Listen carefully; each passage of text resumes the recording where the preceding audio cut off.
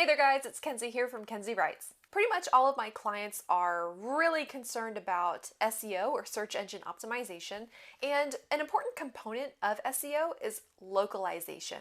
So for example, I'm a freelance writer based in San Antonio, so if I want other businesses in San Antonio to know that I'm here, I need to use location-based content on my website so that way they can find me. This is critical if you have a brick and mortar store and you want people to find you, especially on tools like Apple Maps or Google Maps. But it's also good if you're a service provider like me and you just want more local clients. I actually made a couple of changes to my business and my content to localize it, and I've seen some pretty good results. So here is what I have done. The first tip is to add local names and places to your website content. Sometimes this is tricky because if you have like a plumbing store, you're trying to work in like the names of different neighborhoods or different landmarks in your city. And that can be tricky, especially if you're trying to write good content that people want to read without making it an obvious play for SEO. So it is kind of difficult to do this, but if you can make it work,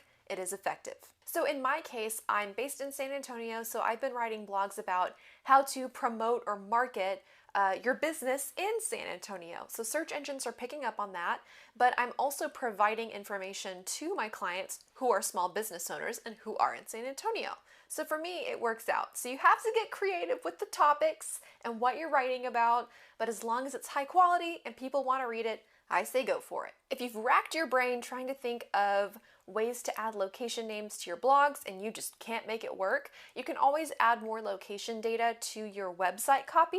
So your about page, your home page, anywhere on your website, try to add, oh, I'm the best plumber in San Antonio or something like that, where you're using phrases that trigger a local response. The second way to do local SEO content is to write about local issues. Again, don't do this if you can't make a direct tie between the issue and your business, but if you can, it would be a really great way to get some local traction. For example, if you are an accountant in San Francisco, you could write about recent tax rates in San Francisco and what they mean for businesses.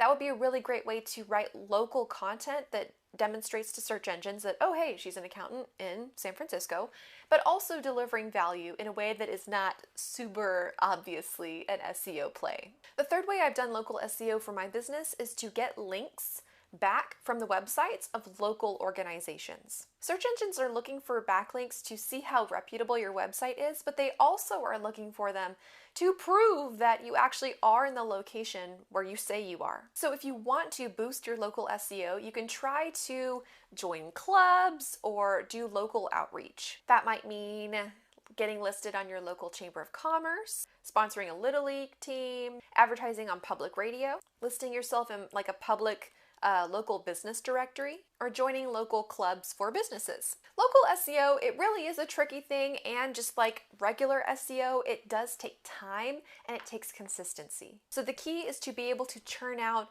good content consistently and on a regular schedule. As long as you give value to your readers and you manage to keep them on your website, search engines are going to pick up on that and it will improve your standing on the search engines over time.